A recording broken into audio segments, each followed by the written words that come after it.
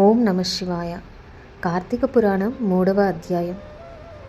జనక మహారాజా, కార్తీక మాసమున ఏ చిన్న దానం చేసినను అది గొప్ప ప్రభావం గలదై వారికి సకల ఐశ్వర్యములు కలుగుటయే కాక మరణానంతరం శివ సాన్నిధ్యాన్ని చేరుదురు. కానీ కొంతమంది అస్థిరములై భోగభాగ్యాలు విడవలేక కార్తీక స్నానములు చేయక అవినీతి పరులై భ్రష్టులై సంచరించి చివరికి క్షుద్ర జన్మలు అనగా కోడి, కుక్క, పిల్లిగా జన్మిస్తారు.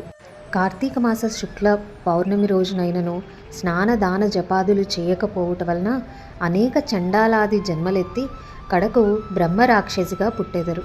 దీని గురించి నాకు తెలిసిన ఒక కథను వినిపించెదను, శ్రద్ధగా ఆలకించండి అని వశిష్ఠుడు జనక మహారాజుకు చెప్పెను. కార్తీక మాసంలో సూర్యోదయానికి ముందే నదీ స్నానాన్ని ఆచరించాలి. నదిలో చేసే కార్తీక స్నానం మరింత ఉత్తమ ఫలితాలను ఇస్తుంది. కార్తీక మాసంలో ఆరోగ్యంగా ఉన్నవారు తప్పనిసరిగా నదీ స్నానం, దేవతార్చన చేయాలి.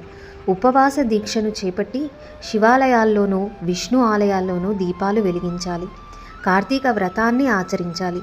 ఆరోగ్యంగా ఉండి స్నానం కూడా చేయని వారు అనేక పాపాలు చేసినట్టు అవుతుంది. ఆ పాపాల ఫలితంగా వారు అనేక నీచ జన్మలు ఎత్తవలసి వస్తుంది. బ్రహ్మరాక్షసులుగా పుట్టవలసి వస్తుంది.